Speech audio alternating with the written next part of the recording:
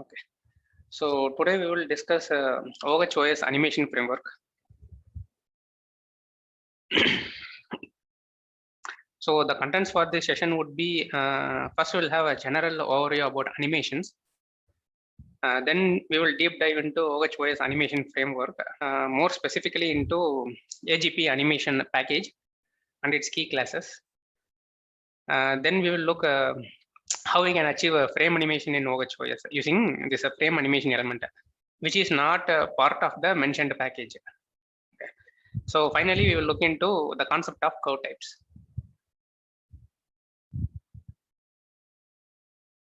So in general, in mobile programming, the general rule is like whenever there is a UI change in response to user action, you should animate the view or even the layout transitions. Consider this following example. You see a GIF image here.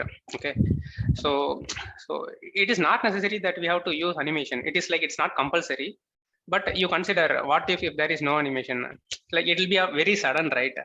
But the app which designs this kind of animation will have an edge over your applications in the app store for sure. So consider yourself as the end user. What would you prefer? Like an app with a pleasant animation with a good look and feel, which will be more attractive, right? So there are a hell lot of apps. There are a hell lot of competitions for the future you offer in the app store. So how would you get user confidence? With a better user experience. Okay. So you see here, this is an example of a media application. On click of play button, so they are animating the pause button. Then voice versa they are doing it. So this will add a more appealing experience. So not just general UI transitions, animations are very much essential when you design custom components. Very much in case of progress bar. So if you look at the internal implementation of the progress bar, and the progress bar will have an internal field, maybe an int or long property called progress. Okay, so it will be continuously updated by animator API. There is an animator API called animator value, which will be keep updating those progress, and we will be continuously invalidating the view. So whenever we update that value, we invalidate the view. So it will the view draws itself, so that you will see that a progress effect, whether it may be a flat progress bar or circular progress bar. That is how it works. So animators play a major role in designing custom components. Even if you see page, right, like you see the drawers, right, navigation drawers. When you drag, when you touch outside, it will automatically dismiss, right?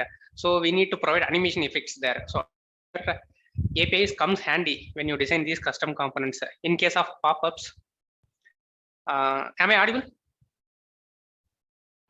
Yes, sir. Yes. So in case of pop-ups, the show and the dismiss actions, right? If you show with some animations, it will have more appealing experience. So you know fab buttons, right? So on fab buttons, there will be revealing effects, right? So the point here is animations are very much essential for designing custom components. Further, animation also add rich feel to your app for sure. So this is general overview. Now let's deep dive OHOS animation framework. OHOS animation framework, there is a base class called animator. So it is very similar to the view class you have seen in UI framework. So you know, right, all the views are provided by like OHOS framework, right, extend this view for the view behavior. So every view extend this view class so that they will inherit the view behaviors, you know, like setting the content positions, setting the bounds. Those were view properties. Like animator base class, right, defines basic animator behaviors. So you see here, basic animator behavior here are starting the animation, stopping them, pausing, resuming. And other than there are also a lot of other behaviors, like you can set the animation duration, how long you want to persist the animation, then startup delay, loop counts, we call repetition times. And there is a concept called curve types. So based on this curve type, the animation effects will be different. So see this curve type later. So this OHOS animation framework actually consists of three major classes. They were animator value, animator property and animator group, which we will discuss soon. So all of these classes inherit from this animator class to extend this basic animator behavior. So the basic animator behaviors are these mentioned APIs, like ending, canceling, starting, pausing, resuming, and then setting and getting delay, and then loop count, animated duration. There are also listeners you can register for, like there is state change listener and loop listener. So when you register for state change listener, you will be notified for starting, resuming, pausing, ending, all these actions. Loop, in case of loop listener, if you specify loop counts like 3 or 4, the animation, the same animation will repeat 3 or 4 times. And for each loop, you will get a callback. So these are basic animator behaviors where animator class provides. Now we will look this extended class animator value. So this animator value actually internally maintains a timing engine for running animation, which calculates animates values. Okay. So there is an interface. See the fourth point, there is an interface called value update listener. This animator value, when you instantiate and set the properties, the timing engine is abstracted internally. It calculates and it will give you the value. Okay, you will get that value in value update listener, and you have to set them on target objects. This value, right? You have to set them on target objects for the special animations. Is this concept clear with animator value?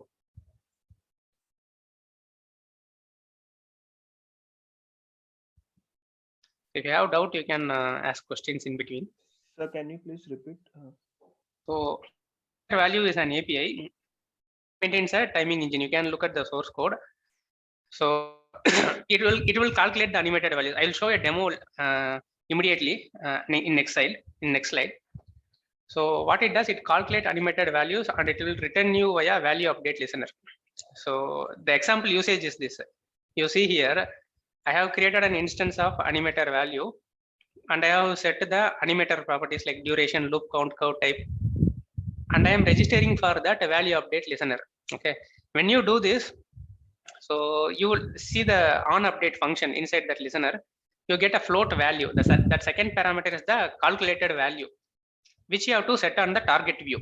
So inside the function body, you see I am setting it on a button, right? So this is how we will do animation. I'll show a demo.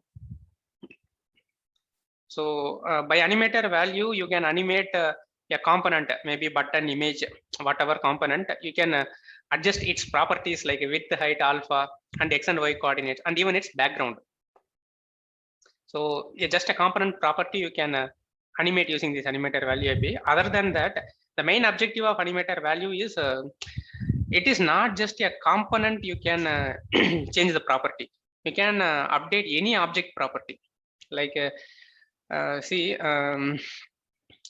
here I have shown you a button here, button.set content position. These were readily available APIs, right? For changing x and y coordinates, setting the width and setting the height. So earlier I told, right, progress bar. Progress bar is also a component, but internally any property you can update.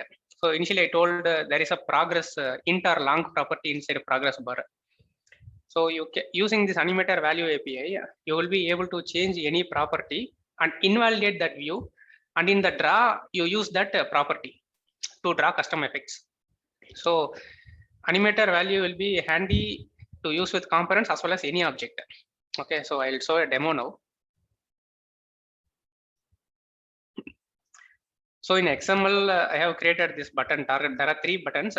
Now we will focus on the first button, target button 1. So I am going to animate this target button using animator value API. So I have identified this inside a slice, and I am setting a click listener for this. Then I have instantiated a animator value API and setting duration, loop count. I am setting it to loop 2 more times. So it will animate once and then loop 2 more times. That is how it works. Then I am setting the curve type as bounce. I'll explain curve type at last. So in order to get the calculated value by engine, you have to register this listener. So I am getting this calculated value here. So this value will be in fractions, and if you directly use that value inside a view, it won't be visible to human eyes. It has to be multiplied with some some good integers to see that transition effects. Now what I am going to do is I'll be centering a button in the layout. At the top, I am centering it horizontally, and then I will animate it from a position. It will move, and I'll loop 2 times. Okay, so I'll run this.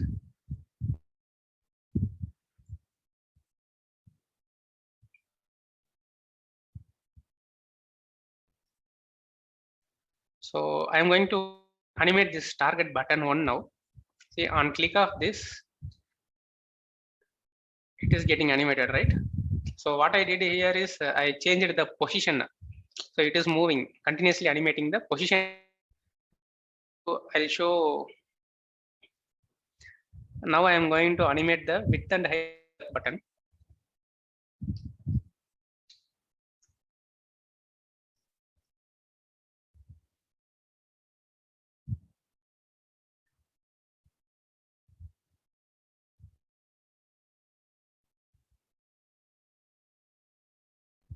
So this is for you people. I am doing the animations on a component to understand easily.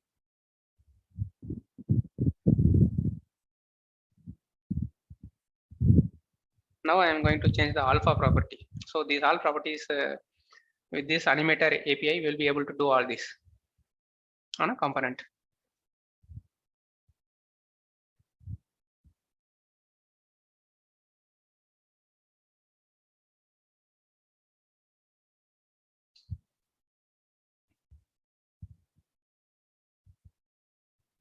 So this is how animator value API works.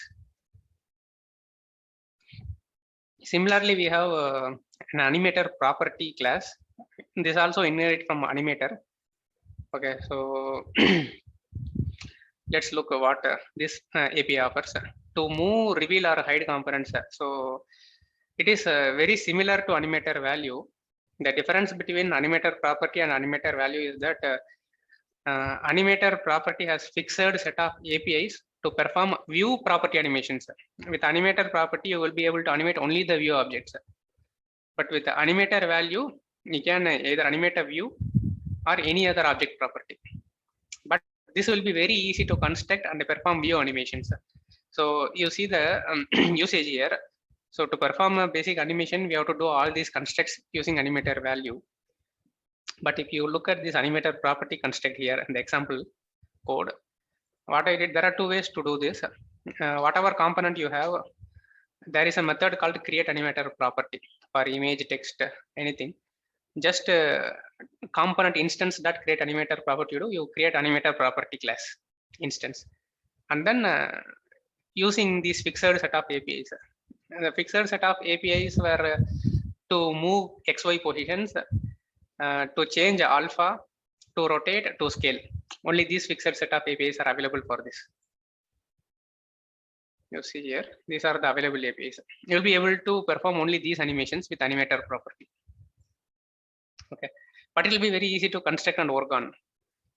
The explanation here, animator property update the component properties over a period of time, which means if you mention the duration as 2 seconds, this 2000 milliseconds, it will be continuously updating over period of time, and it will redraw the view. You see, right? When we perform animation, the view is moving from one position to that mentioned position continuously over that 2 milliseconds, which is possible only if it has to be redrawn. The component has to be redrawn. Okay, so I will show a demo for this. And comment this.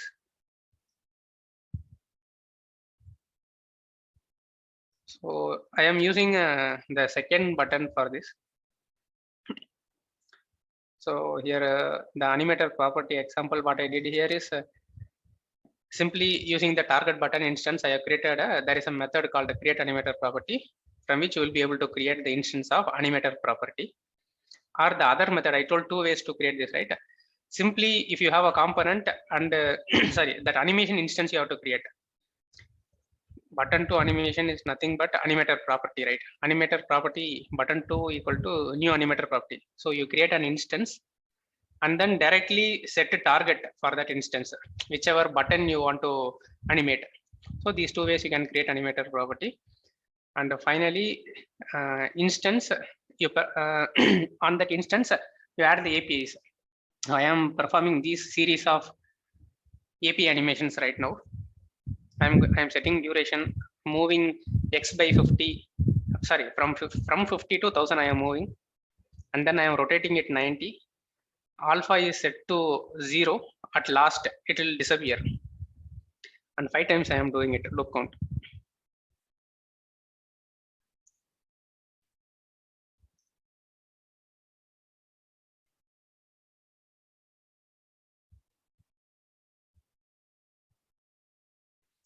So it's moving, it is moving from X to X. It is also rotating 90 degrees. So alpha is also right from 1 to 0, it is going on and it is looped 5 times. Finally, it disappeared, right? So see the construct, it is very easy to do this animation using animator property, but only view property animations you can do using animator property API. Hello. Hello. Sir, like in progress bar, it keeps on moving, it keeps on looping until, let's say, the file has been downloaded or something. So how do we like set that? Do we is there something like do infinitely many times? See here, I'm setting this loop count here. So yes. If I remove this loop count, I'm making it 0 now. Okay, which means it will perform only once. Loop count means it will perform only once, and whatever count you mentioned, right? After performing once, it will be added up. Right now, you see here. So you want to loop continuously, you are saying? Yes, yes. Okay. So I don't think there is infinite looping API right now. Maybe it is under development. You may get it soon. So basic animator API. You want to loop infinitely, check, right? -1 if that will work. Okay, I'll check.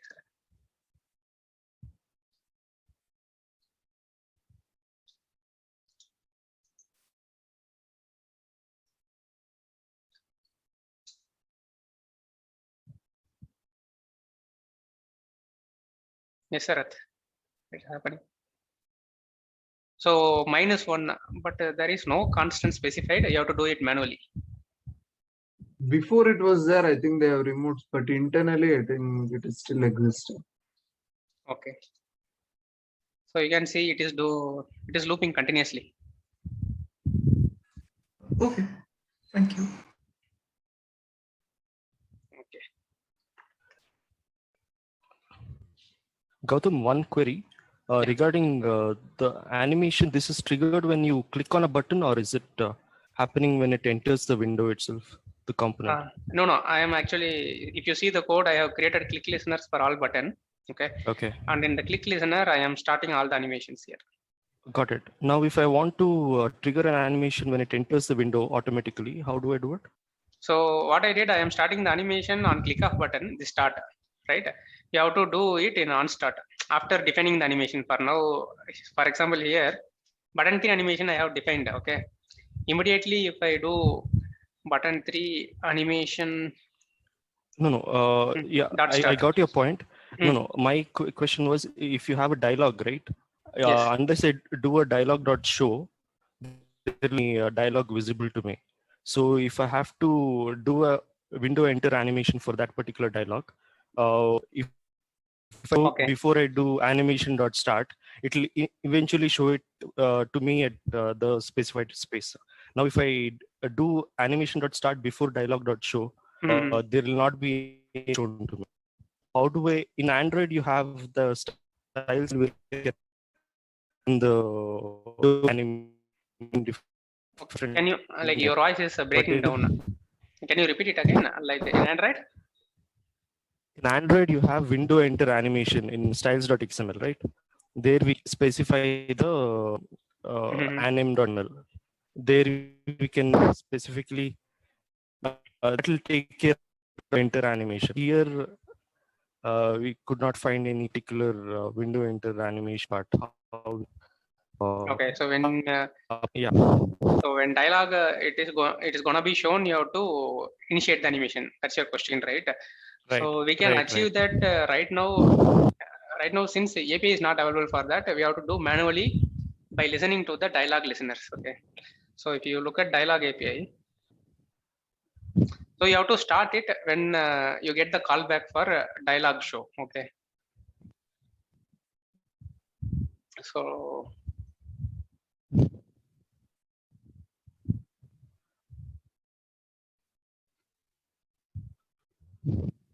you have display callbacks. So you see here on display, right? So when you design a dialog component, right? So you have to register for this dialog display callback. So on display of that, right? So you will get the Then callback. When you click show, you will get a display callback. So you have to start the animation manually. So using callbacks, that's how you have to do now. Okay. Thank you. Okay, yeah. Sorry. So we have now completed animator property API usage. Anybody else have doubt? Sir, are there any callbacks on animation when the animation is completed? Yes, we have. So I have told you, right? The basic animator API, which has state change. You can register for state change listeners, where you will be getting. If you register for this state change listener, you will be notified for all these, right? So start, stop, resume, pause, end. So you want to get notified when animation ends, right? You can do after animation end here. Yes. Okay. Any other questions?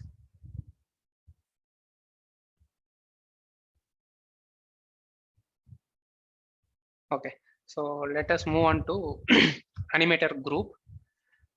So by the terminology only you can identify, like so suppose we want to play some multiple animations together or sequentially.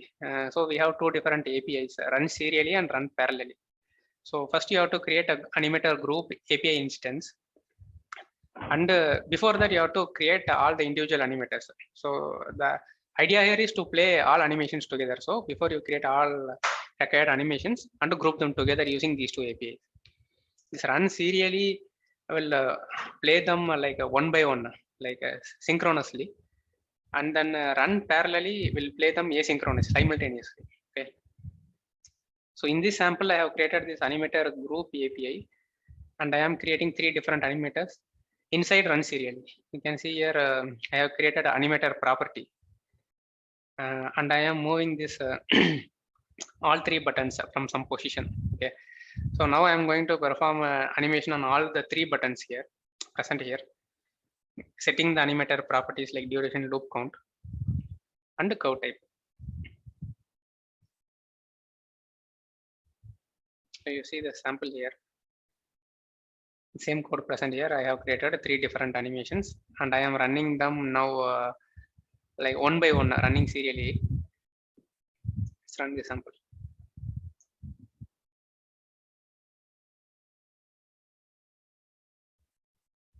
So on click of target 3, I am initiating this animation.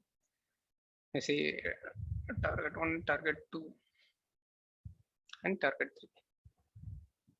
3. In between, I click target 2. So because target 2 animation is also there, individual animation.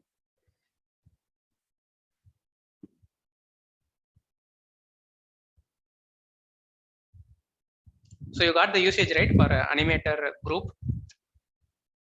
Any doubt here in animator group API usage?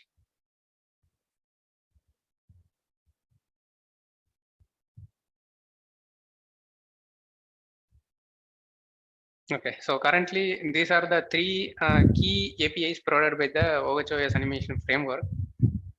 So it is very easy to use animator value, animator property, and animator group. Now let's look into how we can achieve frame by frame animation in OHOS. So in order to achieve that, you have to create a frame animation element first. Like how, the ideology behind the frame animation, right? We will be having a sequence of images and each image in this sequence will be a frame. Okay, so and when we run this animation, it will run such that for human eyes it will look like either a GIF or a video. Okay, it won't look like individual images. That's how animation is done. Frame by frame animation is done. So now we will look into how we can achieve this. So for this, so we have to collect all the images first. So this series animation, what we have to do, we collect the images and we are putting it inside media directory inside entry. You know media directory, right? Where you place all the images. We have to add all images here. Then create an animation element XML. The structure will look like this. Sorry. So where we will be mentioning all the images, the sequence images. Okay. And the main attributes here is duration. So the duration has to be given in milliseconds and it has to be very less so that it look like a video. So I have mentioned 100 milliseconds, and this is a one-shot attribute. If set to true, it will play only once, or else it will loop indefinitely. So finally, after creating this XML, what you do, you create this frame animation element. It is nothing but the drawable in Android, frame drawable. Here, frame animation element, in order to create this instance, we have to input it with this XML which we have created. So once you have created this instance, set this as the background for the image view. Here I have created an image view instance and set this frame animation element as background, and finally I am starting this animation. So let's see how this looks. So without any click, on start of window, I am launching this animation now.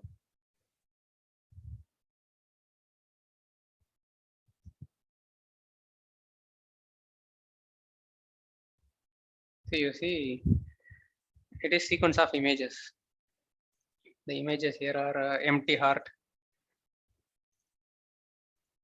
with the filled percentages. So this is how we used to create a frame animation element in Harmony OS.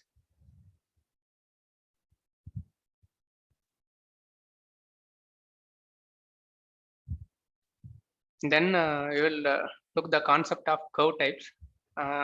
So you have seen here in the animator behaviors, there is a way to set curve type, okay, which you are using. So this curve type actually defines a rate of change of animation.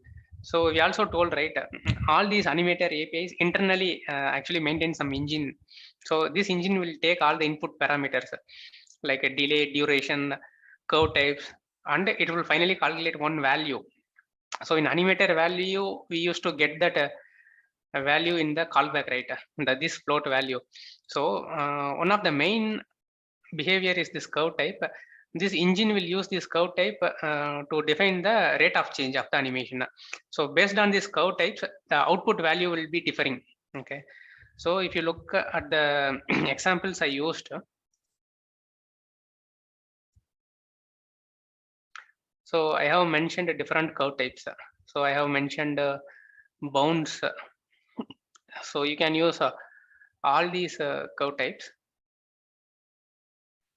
So one of them were bounds I have used, like there are anticipate, accelerate. So we will try with some other curve type for one animation.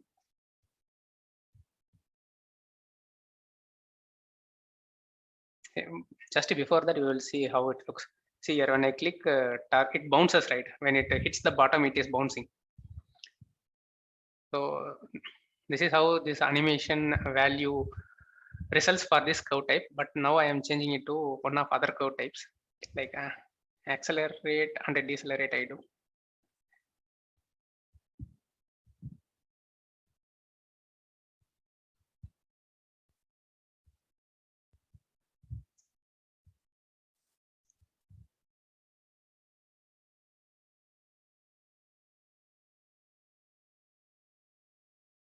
You see, there is the animation effect is different, right? Because the output value is different. Actually, what this does is, you see here, it accelerates fast and finally it decelerates. Similarly, if we try linear, you can see different effect.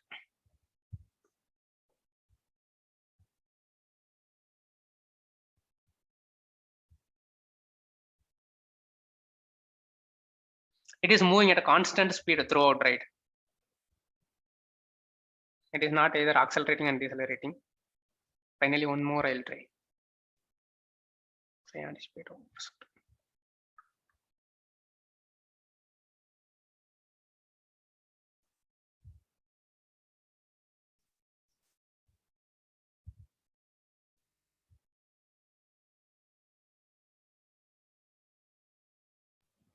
These are nothing but interpolators in Android, right? Yes, yes, the concept of interpolators.